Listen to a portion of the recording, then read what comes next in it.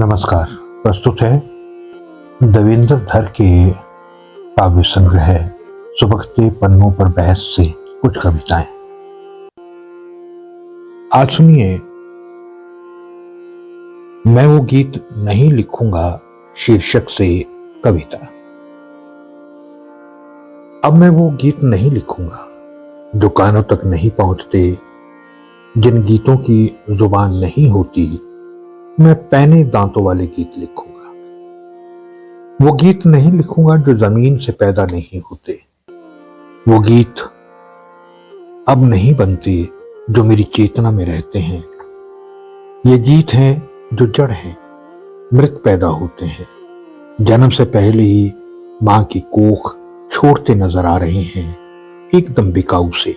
वो गीत जन्म से पूर्व ही उगते हैं और कुंद होते जा रहे हैं, पर बिक बहुत रहे हैं। जब भी गीत लिखता हूं वे बांझ हो जाते हैं, नपुंसक हो जाते हैं वे गीत। स्याही बंजर हो जाती है। ये गीत श्रोता भी नहीं सुनना चाहते। इन गीतों की लय और धुन सुनकर उबाई सी आने लगती है। लोकप्रिय तो बहुत है ये, पर लोकहित के नहीं। इनकी लय मेरे हाथ और समय से मेल नहीं खा रही है। टूटती है लय जब समय सोता है और खराटे भर रहा होता है।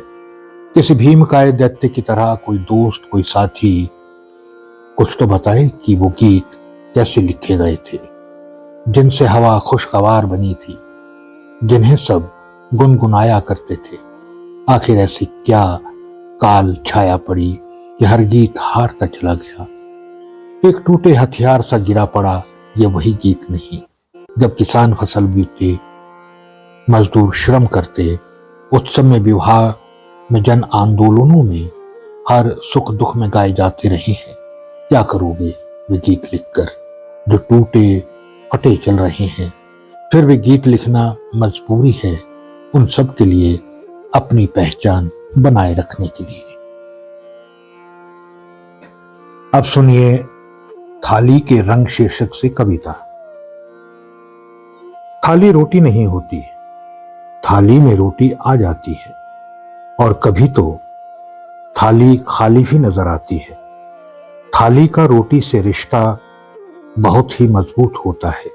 थाली है तो रोटी भी आ जाती है, लेकिन थाली नहीं है तो रोटी हाथ पर रखने की क्षमता होती है। इसी थाली और रोटी का अजूबा ये रहा है कि भूख सबको लगती है, लेकिन रोटी सबको नसीब नहीं होती। फिर चम्मच भी तो थाली में ही जाता रहता है। कुछ लोग सोने का चम्मच मुंह में डाले ही जमीन पर उतर आते हैं। थाली में पड़ा एक और कौर चम्मच से खाने के लिए हाथ का सहारा जरूरी है। फिर थाली के रंग भी तो अलग अलग है, क्योंकि रोटी जैसी भी हो कभी थाली के बराबर नहीं होती। श्रोताओ, ये थी देवेंद्र धर के काव्य संग्रह सुबकते पन्नों पर बहस से कुछ कविताएं। आज के लिए इतना ही। फिर मुलाकात होगी इसी संग्रह से कुछ और कविताओं के साथ। नमस्कार।